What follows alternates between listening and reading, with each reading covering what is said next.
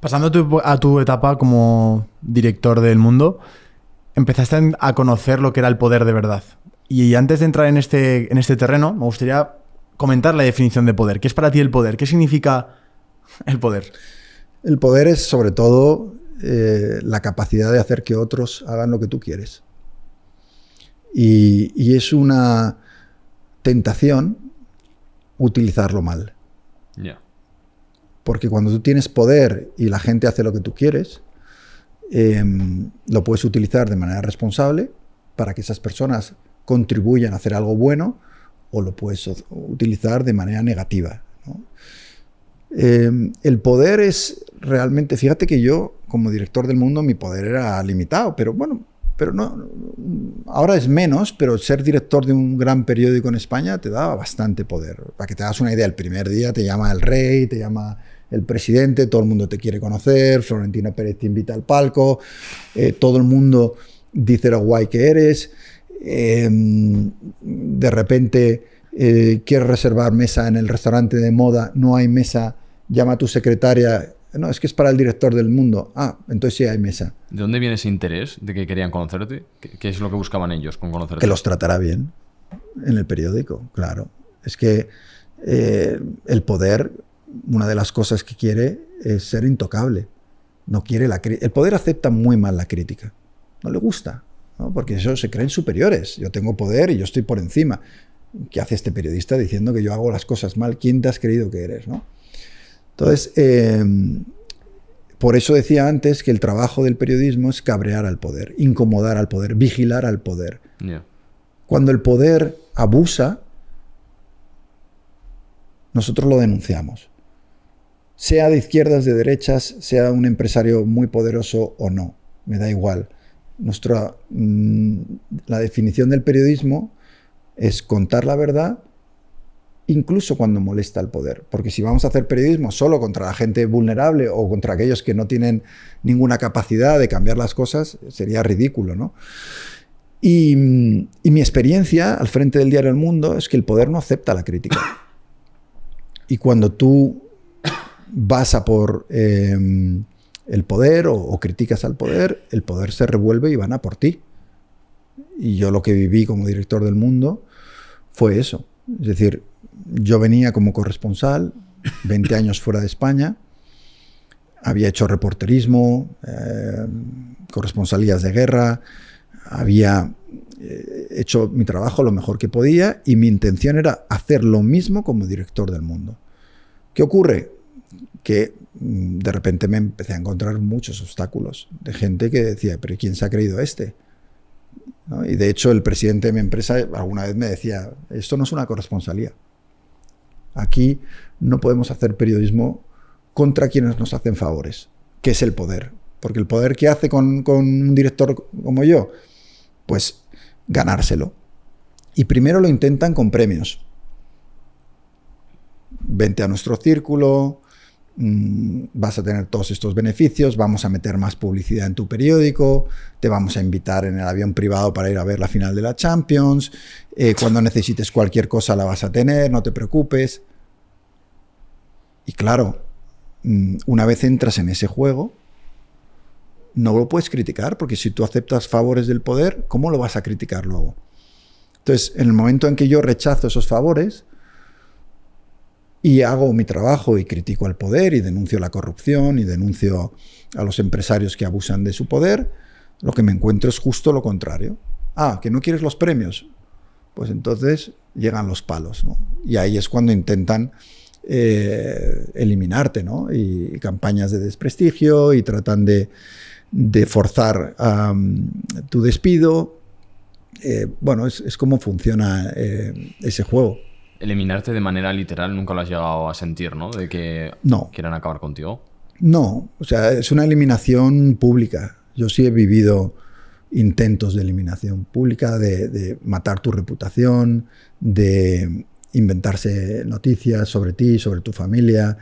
He vivido, bueno, despidos. A mí me despidieron de todos los sitios donde trabajaba de golpe. O sea, del Mundo, de Antena 3, de Onda Cero, de todos. Iba a dar una conferencia a una universidad y llamaban para vetarme, para que no pudiera hablar. Wow. O sea, ese es el grado de... Y aún así, yo no me considero una víctima. Víctima es el periodista en México, que denuncia el narcotráfico y lo matan. Víctima es el periodista en Corea del Norte, que por un artículo en el que no le hace la pelota lo suficiente al querido líder, lo mandan 20 años a la cárcel. Yo no me considero una víctima, pero sí es verdad que en un país democrático europeo como España, uno no debería perder su trabajo por hacer bien su trabajo. Y desgraciadamente, en este país eso ocurre. Luego escribí El Director y me encontré, pues, que incluso en mi profesión, porque el director denuncia con mucha dureza la docilidad de los periodistas en este país y el sesgo que tienen y la manera en la que se han prostituido a cambio de favores.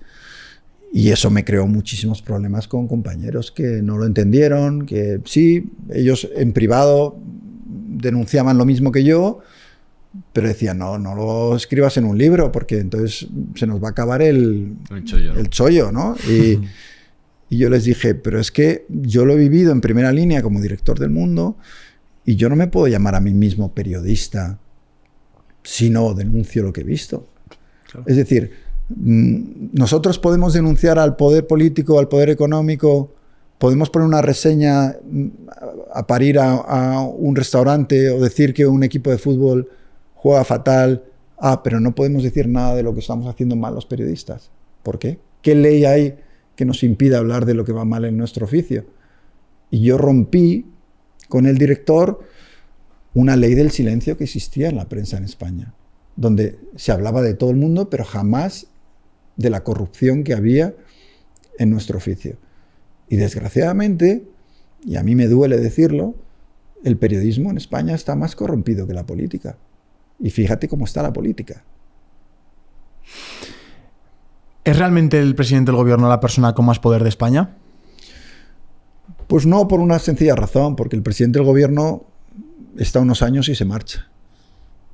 El poder económico no se marcha. ¿Esas son las personas con más poder? Tienen más poder, porque cuando tú tienes una gran fortuna con mucha influencia, dentro de 4 años a lo mejor, o de 2, el presidente que estaba ya no está, pero tú sigues teniendo ese poder y esa capacidad de influir en un partido y en otro. Claro. Y me parece que es mucho más estable el poder económico que el poder político, que tiene esas alternancias que no se dan en el poder económico.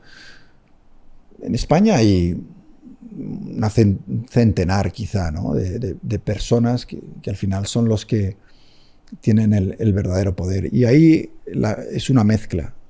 Hay políticos, incluso algunos que han dejado de ser presidentes, pero que siguen teniendo mucho poder, como Aznar, como Zapatero. Zapatero, sí. En los dos lados, ¿eh? Gente que supuestamente... ¿Siguen teniendo poder? Sí, mucho. Muchísimo. ¿Cómo? Porque siguen ejerciendo un cierto control del establishment político y económico, porque dentro de los partidos siguen teniendo gente que hace lo que ellos quieren, ¿no? Siguen influyendo. O sea, Aznar influye en lo que ocurre a día de hoy en el Partido Popular de manera decisiva. Marca muchas veces la línea. Y Zapatero hace lo mismo en el PSOE. Los dos tienen muchísima influencia. Felipe González también, pero bueno, quizá ya menos. Pero esos dos, por ejemplo, siguen ejerciendo muchísima influencia y la ejercen. Entonces, si le unes ciertos políticos, ¿no?, o dinastías políticas, luego tienes empresarios, ¿no?, o empresas con muchísimo poder. Siempre se habla de Florentino. Es conocido que yo no tengo su simpatía porque lo critico bastante. Ese tipo de empresario que lleva décadas, ¿no?, manejando entre sombras los hilos del poder.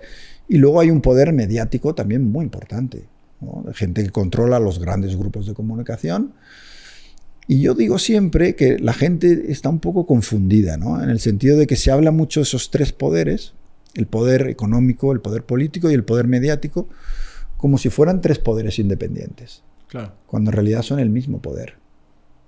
Y se defienden entre ellos, ¿no? Y en El Director hay una frase que yo creo que define bien todo esto, ¿no? El poder político protege al poder económico. El económico protege al poder mediático. El mediático protege al político. Y entonces es todo un círculo de protección que forma lo que es el establishment, ¿no? El establishment, que es el gran poder que hay detrás, que ya digo, lo forman 100 personas. ¿Qué ocurre? Que cuando alguien como yo, que viene de fuera, que no pertenece a ese establishment, llega y lo nombran director de un diario como El Mundo y no forma parte del club y entra y empieza a criticar ese establishment,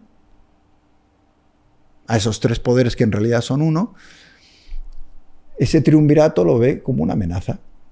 Y de repente yo me convierto en una amenaza de este tío, pero este no es controlable. Pero este tío, ¿por qué no hace caso? Si le hemos dicho que esto no se publica. Y esto sí. Entonces... Van así, ¿no? Esto no se publica.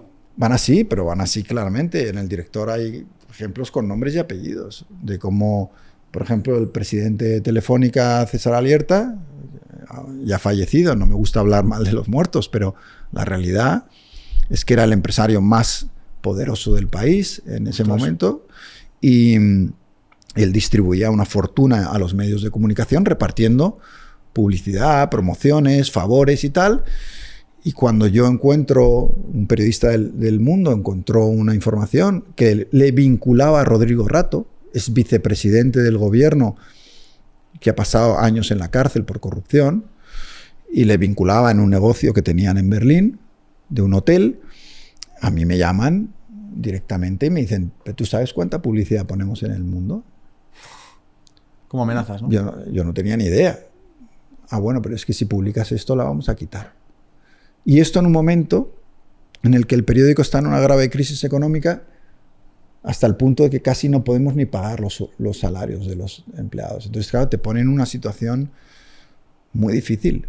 Claro. De, si hago periodismo, si hago lo que tengo que hacer, entonces perjudico en cierto modo a mis compañeros y a mi periódico.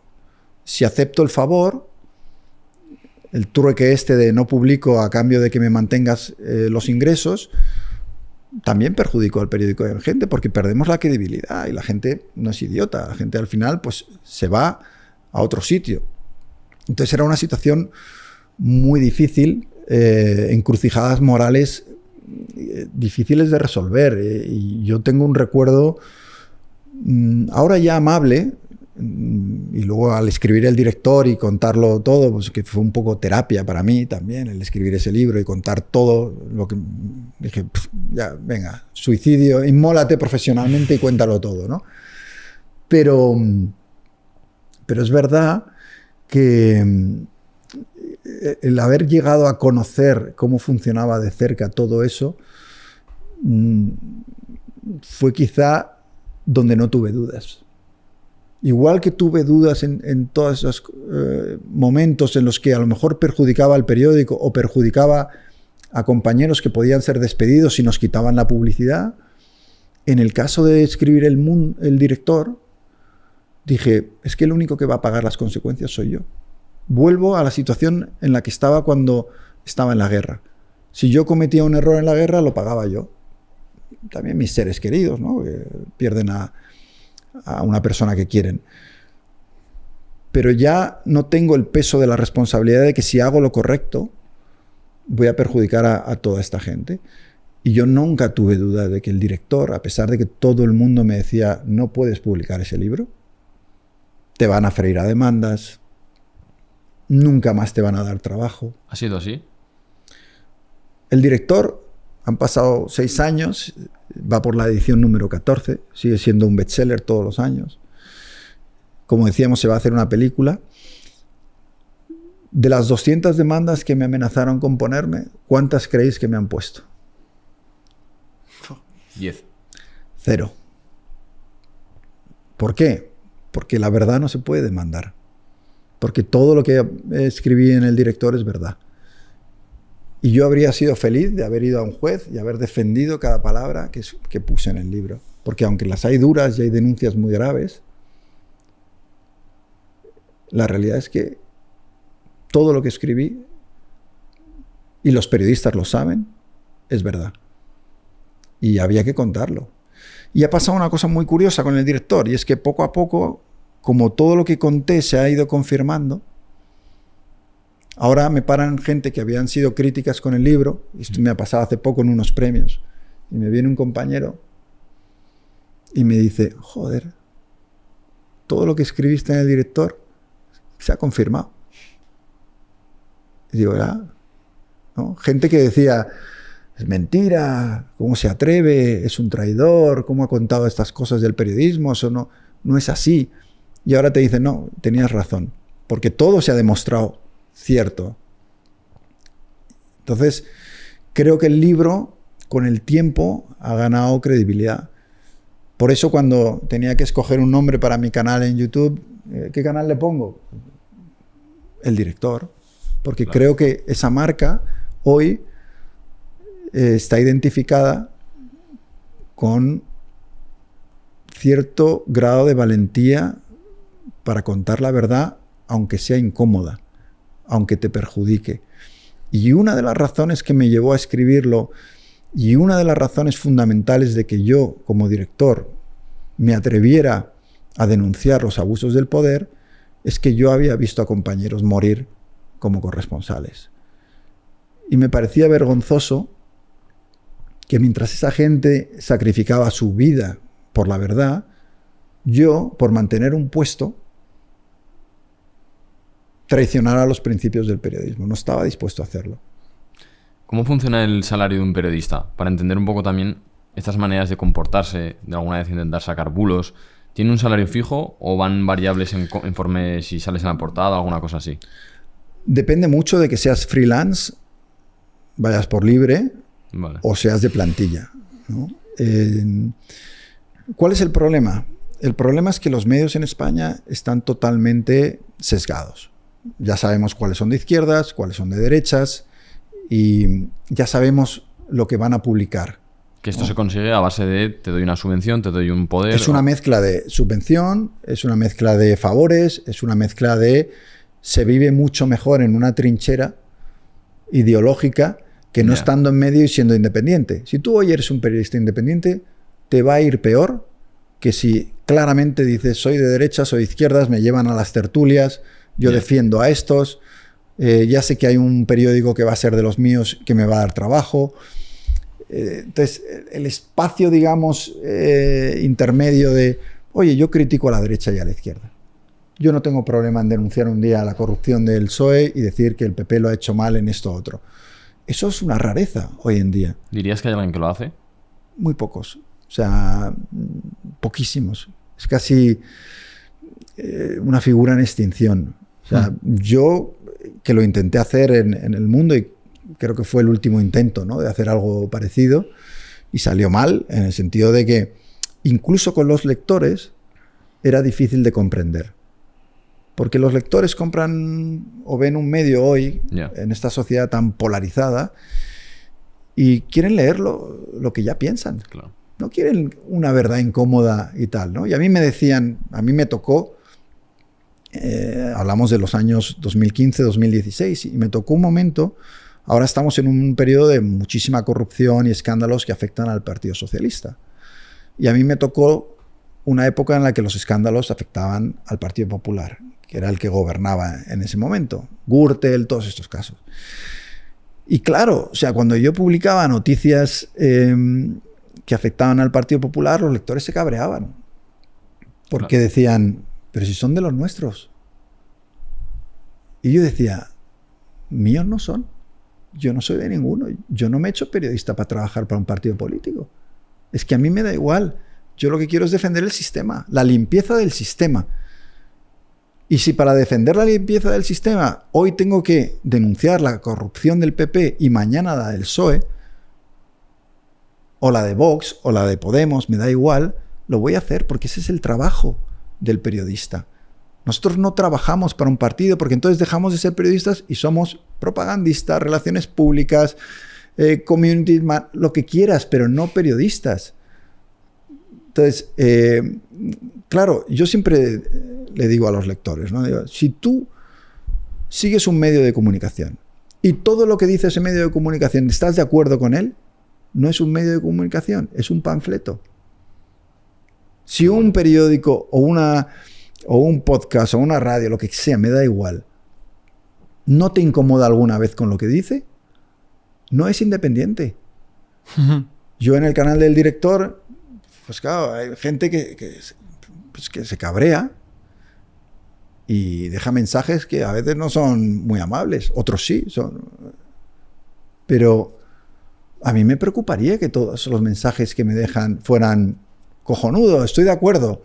Yo, bueno, pues es que va a haber cosas que voy a decir, creo que desde una perspectiva honesta, que tú no vas a estar de acuerdo y no pasa nada, argumentemos, podemos debatir, pero no esperes que yo sea una secta en la que lo único que hace es alimentarte de lo que tú quieres escuchar, porque entonces no estaría haciendo periodismo.